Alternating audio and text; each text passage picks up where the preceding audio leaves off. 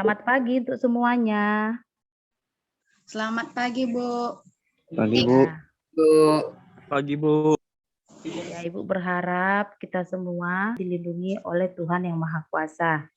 Nah, sebelum kita memulai pembelajaran, kita akan berdoa bersama dulu yang akan dipimpin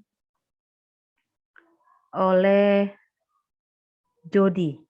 Memulai pelajaran kita hari ini, marilah kita masing-masing berdoa dimulai. Ingin berdoa selesai. Awali pembelajaran kita untuk membangkitkan rasa persaudaraan dan semangat kebangsaan. Mari kita dulu ucapkan teks daripada Pancasila. Ibu yang pimpin, nanti kita sama-sama ya. 1, 2, 3, ya. Pancasila. Pancasila. Sama-sama Yang Maha Esa. 1. Ketuhanan Yang Maha Esa. Keadilan sosial bagi seluruh rakyat Indonesia. Sekitar 24 orang ya yang datang. Jadi Ibu sudah bagikan link presensinya itu di Google Classroom. Jadi mungkin tadi sudah masuk dia lebih awal. Ya nanti kalau ada yang belum sempat mengisi, Ibu masih buat tenggang waktunya itu sampai sekitar pukul 11. Silahkan diisi kembali yang belum mengisi ya nak. Hanya bisa sekali saja masuk untuk mengisi presensinya. Oke? Nah untuk hari ini, materi kita yang berikutnya itu adalah Kingdom Monera.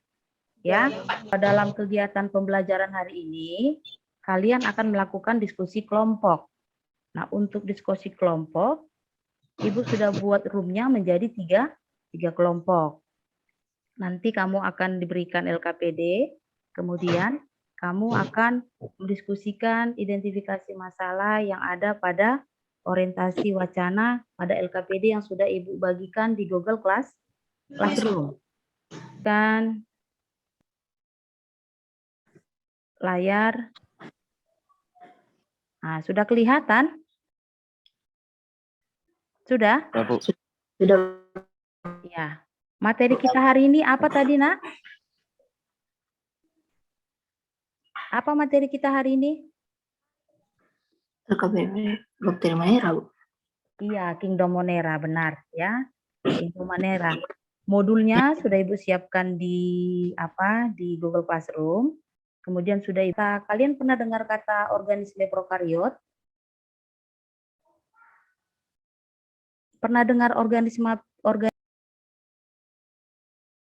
prokariot adalah organisme yang tidak memiliki membran. Iya, benar, membran ini. Masuk ke mana? Bakteri. Iya, masuk ke prokariot. Nah, oke. Untuk Kingdom Monera, peserta didik, kamu akan diharapkan itu mampu untuk menyimpulkan ciri-ciri, struktur dan fungsi daripada Archaebacteria dan Eubacteria, kemudian mampu menganalisis, mempresentasikan di. Ayo, sudah bisa masuk ke ruangannya, Nak? Silahkan di ruangan 3, belum ada. Mana, Bu? Kan ada di situ join breakout room. Di ruangan itu mencari literatur tentang identifikasi permasalahan yang ada di LKPD yang sudah Ibu bagikan di dalam Google Classroom-nya. Nah, silahkan kalian melakukan diskusi. Nah, silahkan berdiskusi soalan apa yang terdapat pada orientasi masalah 1 dan orientasi masalah kedua.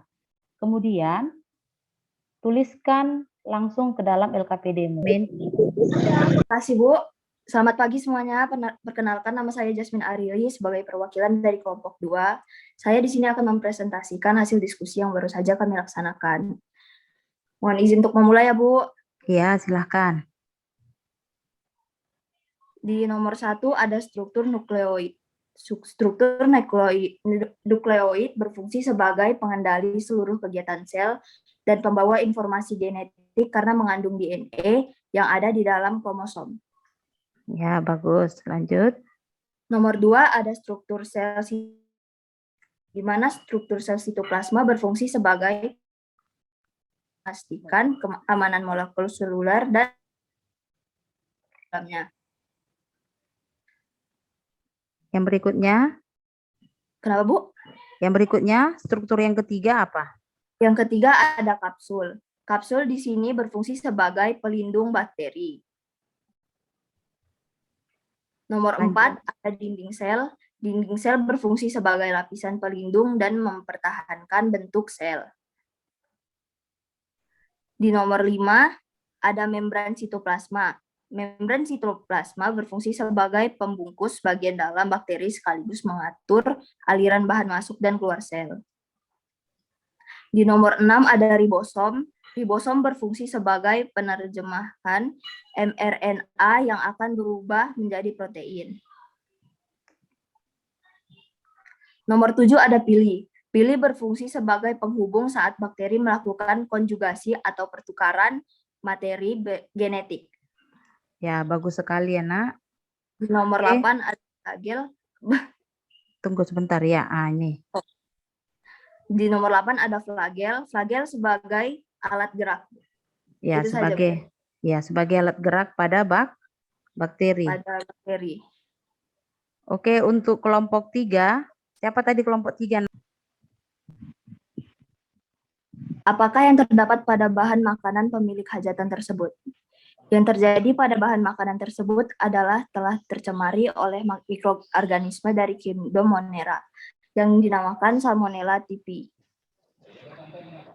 Makanan tersebut karakteristiknya adalah Salmonella typhosa itu memiliki flagel, memiliki kapsul dan pili, bersifat anaerob fakultatif, dan bakteri gram negatif. Soal ketiga, telaah ciri-ciri organisme tersebut. Yang pertama, mikroskopis. Berukuran kecil 0,5 sampai 5. Apa itu? Mikron. Mikron dilihat dengan menggunakan mikroskop. Kedua, uniseluler atau bersel satu. Ketiga, prokariotik atau tidak memiliki selaput pembungkus nukleus. Yang keempat, patogen. Klasifikasi 5 kingdom oleh Whittaker, ya. Kingdom yang termasuk ke dalam 5 klasifikasi tersebut adalah Animalia, Plantae, Fungi, Protista, dan Monera. Tetapi untuk perkembangannya, Monera ini kemudian terbagi lagi menjadi 2 bagian, yaitu Eubacteria dan Archaebacteria. Nah, sebelum kita lanjut kepada pemisahan Monera menjadi Eubacteria dan Archaebacteria, nah, kamu harus tahu dulu apa ciri-ciri dari kingdom Monera. Nah, tadi setelah mempresentasikan hasil diskusi, kamu sudah membacakan apa saja ciri-ciri umum daripada kingdom Monera.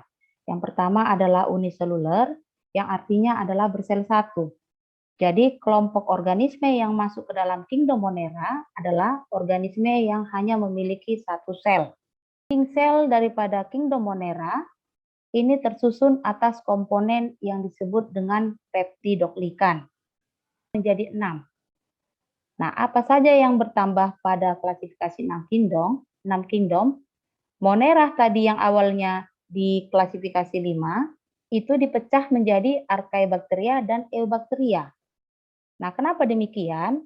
Ternyata di dalam kelompok prokariot tersebut ada bakteri yang sifatnya itu dari struktur komponen selnya itu berbeda dengan bakteri yang kita katakan dengan bakteri. Jadi ciri-ciri umum tadi yang terdapat pada kingdom Monera itu ada di Eubacteria. Yang terpisah itu adalah Archaebacteria. Namun cirinya masih tetap sama, uniseluler, prokariot. Tetapi apa saja yang menjadi pembeda antara Archaebacteria dengan Eubacteria Nah, di sini sudah Ibu buat dalam bentuk tabel ya. Untuk lipid membar pada dinding selnya, kalau pada bakteri sejati tadi atau yang kita sebut dengan Eubacteria mengandung peptidoglikan. Sedangkan pada dinding sel pada kelompok Archaebacteria tidak mengandung peptidoglikan. Nah, kemudian untuk bagian RNA polimerase ya, untuk enzim RNA polimerasenya, kalau pada Archaebacteria itu terdapat beberapa bakteria tadi sebelumnya sudah ada Ibu tampilkan pada slide yang sebelumnya. Archaebacteria ini disebut dengan bakteri yang mampu hidup pada habitat ekstrim. Kenapa dikatakan habitat ekstrim?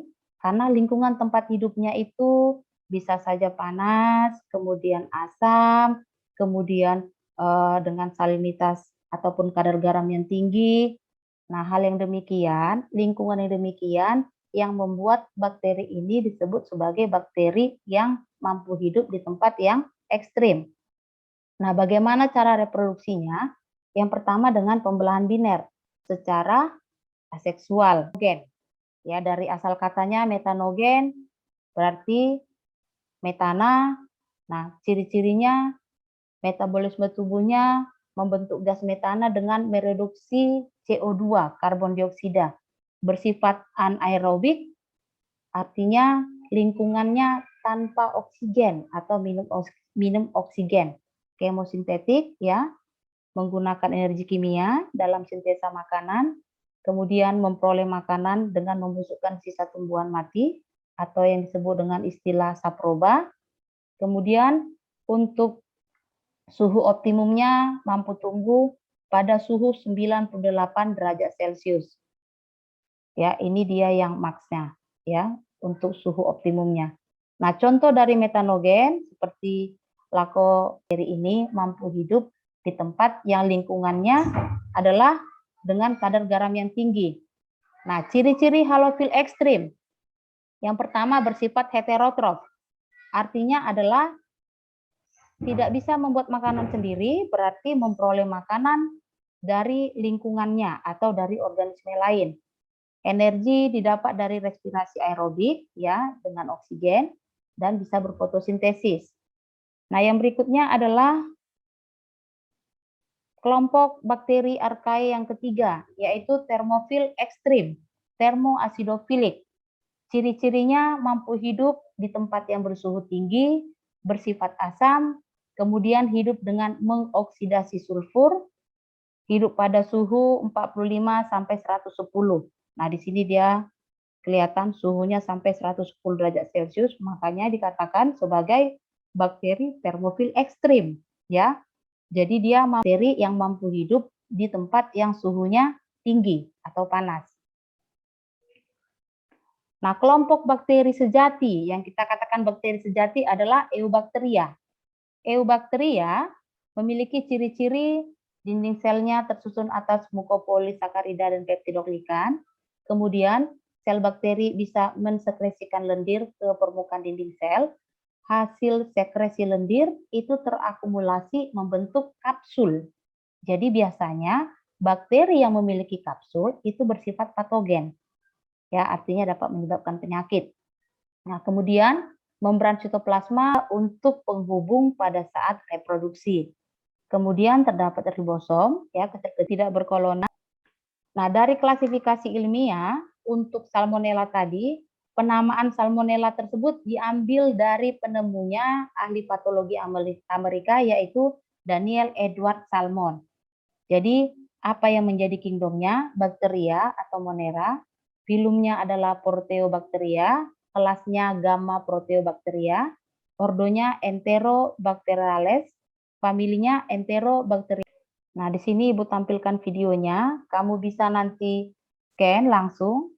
Ya, di sini Ibu buat barcode-nya. Bisa kamu tonton langsung nanti di rumah ya. Nah, Ibu rasa sampai di sini untuk penjelasan materi kita di Kingdom Monera. Nah, untuk berikut Ibu mau tanya dulu, ada yang kurang dipahami?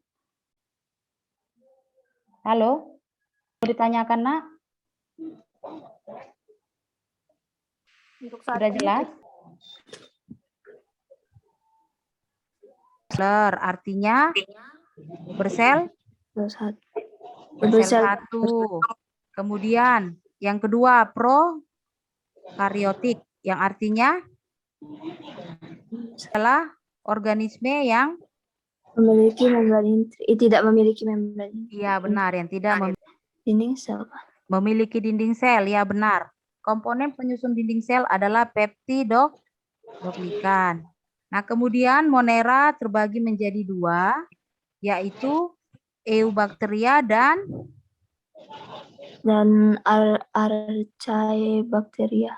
iya benar sekali, Archaebacteria. Bakteri metanogen, ya benar. Yang kedua bakteri halofil ekstrim. Halofil ekstrim, benar. Bakteri yang ketiga adalah Termofil ekstrim. ya, bagus sekali. Termofil ekstrim. Nah, untuk Eubacteria memiliki 3 bentuk dasar. Yang pertama bentuk Batang. batang, bagus. Yang disebut dengan hasil. Bentuk yang kedua adalah bentuk Bulat. bulat, ya benar. Bentuk bulat, kokus. Bentuk yang ketiga adalah spiral, ya spiral atau spirilium. Nah, bakteri tadi yang terdapat pada wacana adalah bakteri pada LKPD-mu bakteri apa? Penyakit tipus, ya benar sekali. Nah, oke, berikutnya Ibu sudah masukkan tadi di Google Classroom ya soalnya. Ada sekitar 10 soal pilihan berganda. Jadi kamu nanti konsep jenis-jenis bakteri. Ya, jenis-jenis bakteri berdasarkan cara memperoleh makanan, berdasarkan komponen penyusun dinding selnya. Nah, kamu baca-baca ya, Nak, supaya untuk pembelajaran kita hari Selasa itu bisa kita lakukan dengan baik. Nah, untuk menutup pembelajaran, Ibu persilahkan dulu. Apakah suara Ibu terdengar? Sebelum kita menutup pelajaran kita hari ini, alangkah baiknya kita berdoa terlebih dahulu. Marilah kita berdoa menurut agama dan kepercayaan kita masing-masing. Berdoa, mulai. Doa, selesai. Oke, terima kasih untuk pembelajaran kita hari ini. Ya, jangan lupa untuk mengirimkan tugasnya bagi tadi yang belum, siapa tahu jaringannya masih belum stabil, Nak. Kemudian yang berikutnya jangan lupa untuk mempelajari materi kita yang berikutnya. Dan Ibu akhiri dengan selamat siang, tetap menjaga kesehatan, ya menjaga diri di luar rumah. Salam sehat buat kita semua. Terima kasih.